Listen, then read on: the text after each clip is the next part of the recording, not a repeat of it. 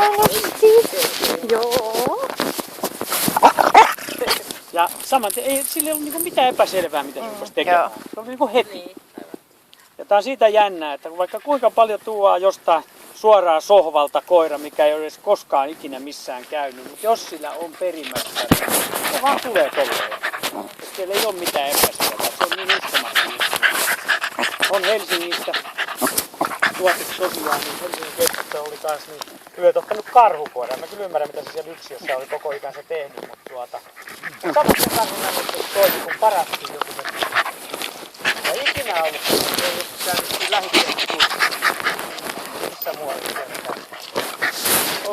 on siellä jossain niin syvällä nämä jutut, mitä tapahtuu. Ja tässäkin se hieno, ei ollut mitään epäselvää, ei ollut mikään koirakaveri. Niin. Vaan kyllä oikeasti katsottiin, että mikä tyyppi se on.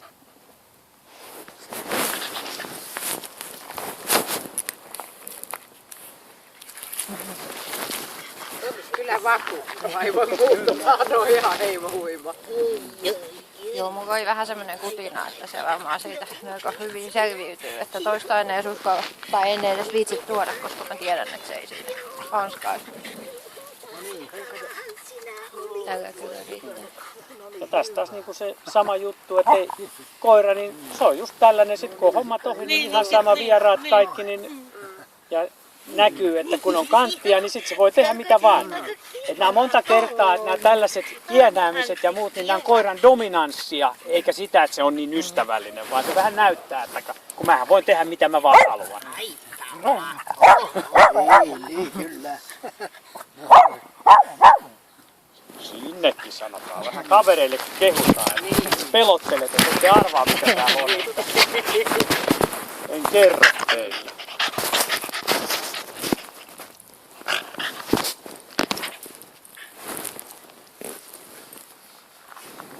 Tämä rutu on aika iso. Joo, kyllä. Kattovina se oli aika kookas. Kookas kaveri.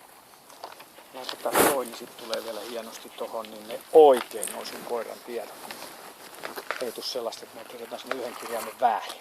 Ihan viralliset vai onko siinä mitään? Laita virallinen vaan, tai ihan kumma haluut, ei siinä mitään. Ei ole mitään. Ei ole kuin nenäliito. Hyvin kaunis yksilö. Hyvin kaunis yksilö. Niin. Mutta se, että korvien väli on tuota tasoa, niin on se hieno. Se on yksinkertaisesti hieno juttu. Ja silloin se koiran niin kuin kotielämä ja kaikki muu on paljon helpompaa, kun se ei niin kuin hätkähdä niin kuin ihan pienistä asioista.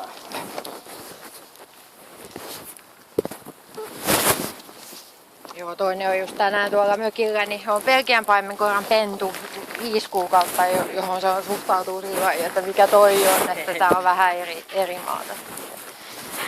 Joo, mutta se on sellainen, että aikuiset koirat pentuihin, niin ne on suurin piirtein, niin kuin itsekin omasta kokemusta, niin mullakin isot urokset, kun narttupentu tuli taloon. Ne oli kuin palleriinat, kun ne jos se nuuhkas se pentu, niin uros pomppasi metrin sivuun, kun ne väisteli sitä pikkupentua. Ja se on jostain syystä, niin kun, että siihen pentuun pitää hyvin varovaisesti suhtautua. Kun täyspäinen koira, niin ne ei tee mitään sille missään olossa. Ja ne pelkää, että ne satuta sitä suurin piirtein vaikka. Hyvä.